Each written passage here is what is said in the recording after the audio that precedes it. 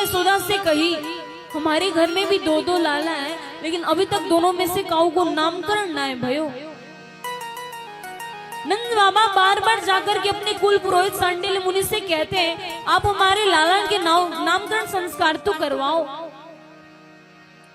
क्योंकि सांडिल्य मुनि इस बात को जानते हैं कि नंद बाबा के घर में जो दो लाला हैं वो नंद बाबा के नहीं है, वो वसुदेव जी के हैं, लेकिन इस बात को स्वच्छंद पूर्वक बोल नहीं सकते ना,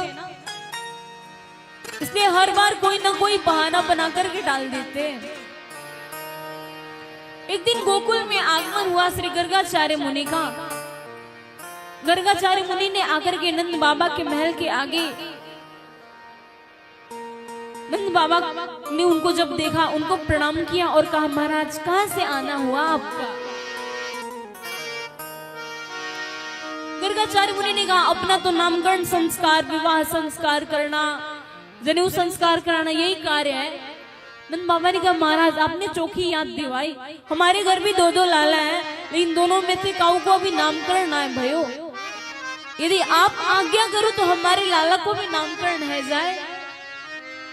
गर्गाचार्य मुनि ने कहा, नामकरण करने में तो कोई विशेष प्रयोजन ना है, लेकिन मैं नहीं चाहता कि मेरी वजह से किसी के पुत्र के जीवन में संकट आवे। नंद बाबा ने कहा, क्यों, ऐसा आप क्यों कह रहे हो?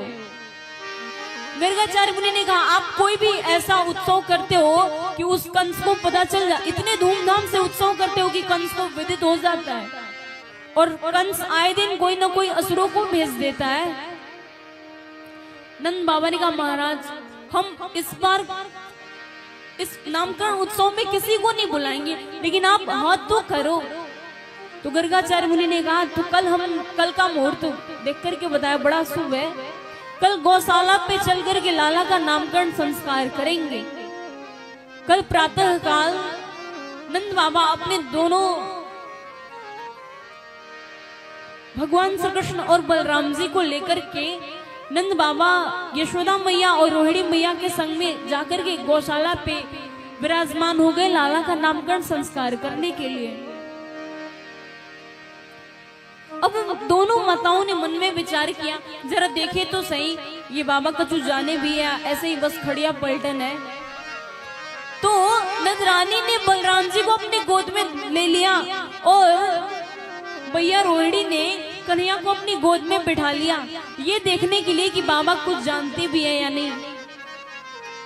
नंदरानी के गोद में बैठे में जैसे ही बलराम जी को देखा, उन्हें तुरंत उस शेषावतार भगवान की स्मृति हो आई और कहा, अयम ही रोहिणी पुत्रो रमयन सूर्यदो गुणै आख्यासति रामति बलाधिक्यात् बलम विदुः। नंदरानी के गोद में लेटो भय जैसे ही बलदाऊ जी को देखा, कहा ये साक्षात मैया रोहिणी के पुत्र हैं। मैया ने धीरे से रोहिणी मैया के कान में कहा, बाबा देखो सच्चे ज्योतिष है, कैसे बता दिया कि ये आपके पुत्र है। मैया मैं इनका नाम राम रखता हूँ, ये योगियों के हृदय में रमण करते हैं, लेकिन बल की अधिकता के कारण लोग इन्हें बलाधिक्यात् बलम विदु बलराम के नाम से भी कहेंगे। बोलिए दाऊ जी महाराज की जय जय। बलराम जी का नामकरण संस्कार किया। उसके पश्चात जैसे ही मैया रोहिणी के गोद में लेटे हुए बालकृष्ण लाल को देखा, तुरंत उन्हें वो नारायण भगवान की स्मृति आ गई। भगवान ने मुस्कुराकर के मानो गर्गाचार्य मुनि को ये समझा दिया कि आप इस राज्य को मैया मेरी मैया के सामने नहीं खोल देना।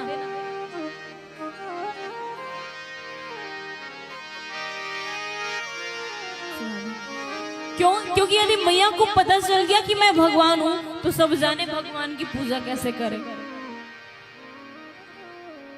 खुद तो किसी दिन पार्टी वार्टी में जाना हो भगवान के सामने तो बस एक गिलास दूध रख देते हैं, भगवान आज तो आप दूध से काम चलाओ, हम तो नेक्स्ट जा रहे हैं मालपुआ खा के आने के लिए। ठाकुर जी ने मन में गर्गाचार्य जी को यो बताया कि आप मैया के सामने ये मत बता देना कि मैं भगवान हूँ। मैया मुझे अपना पुत्र समझती है, इसलिए मुझसे अपने पुत्र के रूप में प्रेम करती है। अगर आपने इन्हें बता दिया कि मैं भगवान हूँ तो फिर भगवान जान ले कि मोए तो कहीं मंदिर में जाकर के मोए धर आवेगी, पुजारी जी को दे देवेगी और पुजारी जी मोए कैसे पूजा कर, वो मैं ना चाहूं गर्गाचार्य जी।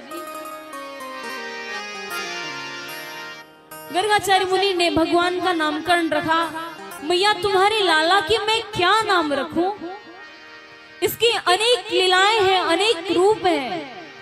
ये इससे पूर्व ये श्वेत वर्ण में आया था, एक बार इसका पीत वर्ण भी हुआ, लेकिन इदानीम कृष्णताम गतः, इस बार ये कृष्ण वर्ण लेकर के आया है, इसलिए मैं इसका नाम कृष्ण रखता हूँ। बोलिए कृष्णचंद्र भगवान की जय जय। मैया ने कहा यूं क्या मतलब, मेरा लाला कृष्ण काला है तो क्या इसका नाम तुम कृष्ण रखोगे?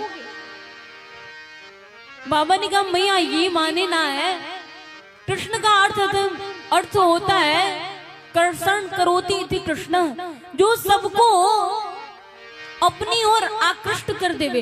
ये बात नहीं कहा कि सबको अपनी ओर आकृष्ट कर देवे, यदि बता दिया कि ये भगवान है तो सब कुछ गड़बड़ हो जाएगी ना।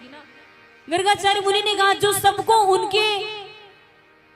उनके इष्ट की ओर उनको आकर्षित करावे वो है कृष्ण।